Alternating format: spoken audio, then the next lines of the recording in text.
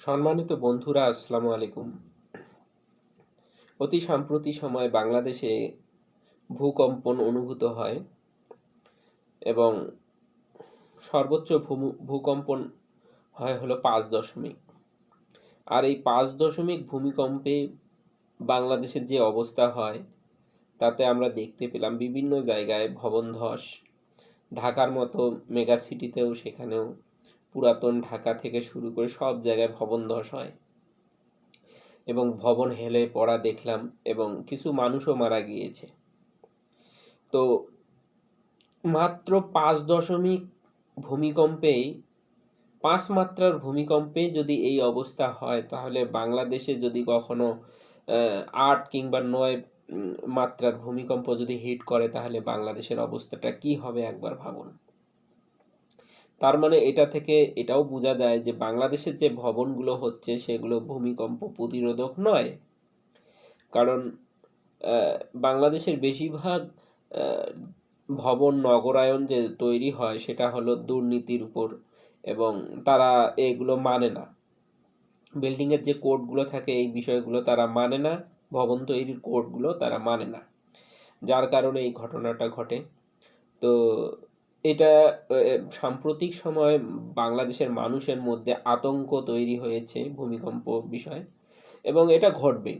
আপনারা জানেন আখেরি মানে শেষ সময় সিরিজ ভূমিকম্প হবে, একের পর এক ভূমিকম্প হবে এবং গোটা পৃথিবীতে ভূমিকম্প হবে। তো অনেক তথ্য এর মধ্যে আমরা পেয়ে গেছিলাম।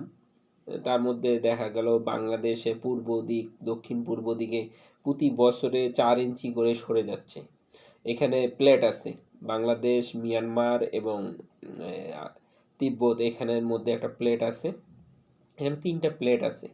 তো এই প্লেটের কারণে কিন্তু এই ঘটনাটা ঘটতেছে।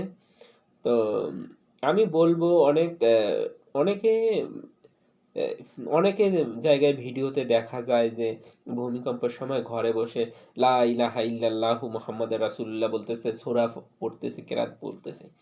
আসলে আমাদের এই মূর্খতার মানে সময়টা আর গেল না, এই যুগটা আমরা পার করতে পারলাম না। যখন কোনো বিপদ আসন্ন হয়, তাহলে বিপদে কি আপনি ওই জায়গায় দাঁড়ায় থাকবেন? আপনাকে তো বের হওয়া উচিত, তাই না? আপনাকে তো প্রোটেকশন নিতে হবে। আপনি ওই সময় আল্লাহকে স্মরণ করলে কি আল্লাহ আপনাকে ওই সময় আপনাকে কিভাবে রক্ষা করবে বলেন তো? কেন করবে? আপনার জন্য কি ভূমিকম্পটা থামিয়ে দিবে? এগুলো হচ্ছে মূর্খতা। আপনি অবশ্যই আল্লাহ রাসূলকে স্মরণ করবেন।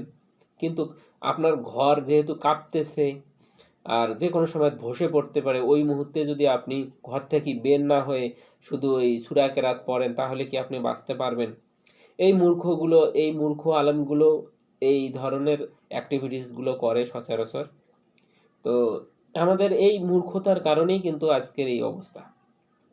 তো আপনারা অবশ্যই আল্লাহ সুবহানাহু ওয়া তাআলাকে স্মরণ করবেন এবং এই ভূমিকম্প থেকে, আসলে এটা তো প্রাকৃতিক দুর্যোগ, এটা আমাদের কর্মের ফল।